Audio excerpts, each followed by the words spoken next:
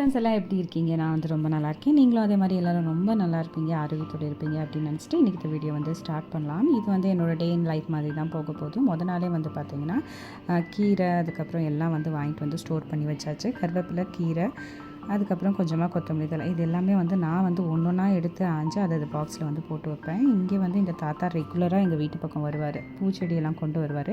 நான் வந்து ஏற்கனவே 2 செடி வாங்கியிருந்தேன். அந்த செடிக்கு வந்து பாட்டு தான் வந்து அன்றைக்கி கொண்டு வரல. ஸோ அதை வந்து மாற்றி கொடுங்க அப்படின்னு சொல்லிட்டு இன்றைக்கி போயிருந்தேன். பட் ரேட் வந்து அதிகமாக தான் சொல்லிட்டு இருந்தது. இந்த கையில் வச்சுருக்கேன் இந்த பாட்டு மாதிரி 2 பாட்டுக்கு வந்து பார்த்திங்கன்னா 350 அந்த மாதிரி கேட்டுட்டு இருந்தார். கொஞ்சம் ஓவராக தான் இருந்தது.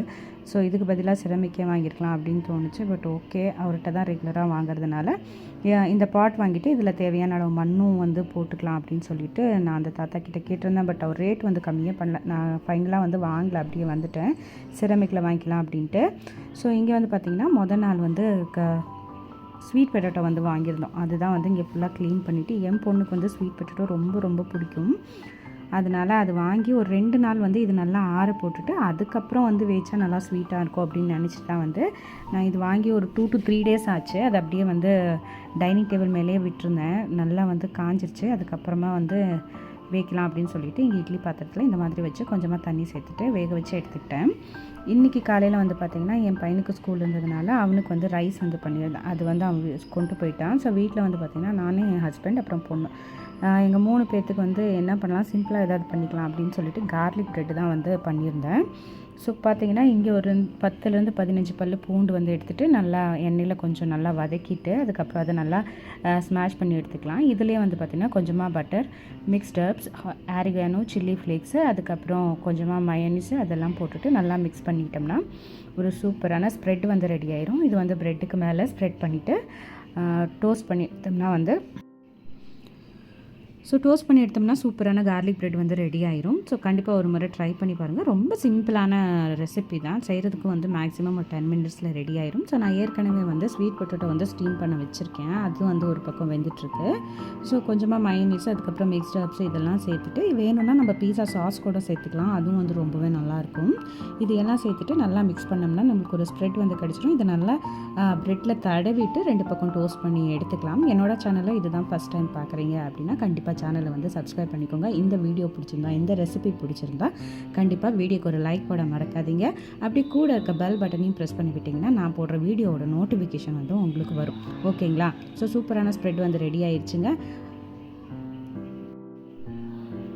ஸோ இதை வந்து நம்ம ப்ரெட்டில் நல்லா 2 பக்கமும் அப்ளை பண்ணிவிட்டு டோஸ்ட் பண்ணி எடுத்தோம்னா நம்மளோட சூப்பரான கார்லிக் ப்ரெட் வந்து ரெடி ஆயிரும்.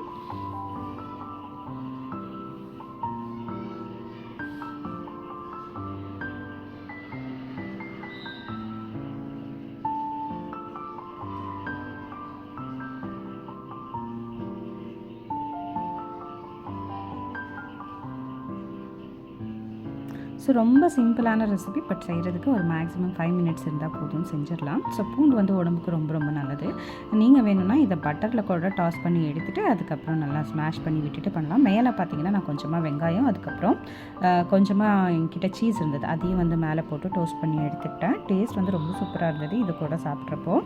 இது கூட வேணும்னா நீங்கள் கேரட் இல்லை கேப்சிகம் இது கூட ஆட் பண்ணிக்கலாம். ஸோ இப்போ இன்னொரு ப்ரெட்லேயும் வந்து நான் இந்த ஸ்ப்ரெட்டை தடவிட்டு நல்லா டோஸ்ட் பண்ணி எடுத்துக்கிறேன்.